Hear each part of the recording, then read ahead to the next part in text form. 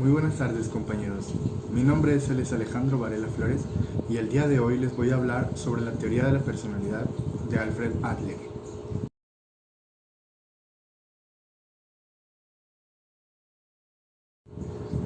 Adler nació en 1870 en Viena y murió en 1937.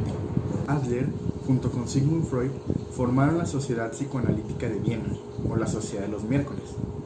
Aunque Sigmund Freud y Adler tenían ideologías muy diferentes, sí llegaron a tener algún choque cultural en cuanto a sus ideologías. Sigmund Freud creía que todo problema tenía una connotación sexual. Todo problema tenía una raíz y esa raíz sería un impulso sexual reprimido, y no veía la importancia de los aspectos sociales y de autoestima que intervienen en la teoría de Alfred Adler. Por esto mismo, Alfred Adler decidió salirse o abandonar la Sociedad Psicoanalítica de Viena para comenzar a trabajar de una manera más individual en sus teorías. Adler afirmaba que el comportamiento humano era definido en gran parte por cómo te percibías a ti mismo y principalmente cómo percibes tus debilidades, tus fortalezas, tus defectos y tus virtudes. Se pone como ejemplo una familia en donde el menor de 3 hermanos es quien menos poder tiene, prácticamente es un poder nulo. ¿Por qué? Porque siempre tiene que estar cumpliendo las órdenes de sus padres o tiene que estar cumpliendo las órdenes de sus hermanos mayores. Este chico va a la escuela, por lo que también tiene que cumplir las órdenes de sus maestros y crece con una carencia de poder, por lo que cuando en su vida adulta él busca llenar ese hueco que nunca tuvo en su infancia con poder o con mandato. Aquí encontramos el complejo de inferioridad y el complejo de superioridad. El primero, el complejo de inferioridad, es cuando una persona piensa que por tener algún defecto físico o intelectual vale menos, cuando obviamente no es así. Este problema puede desarrollar dos conductas. La primera de ellas es que esa persona simplemente no salga de su burbuja de que vale menos, o sea, que simplemente acepte que vale menos.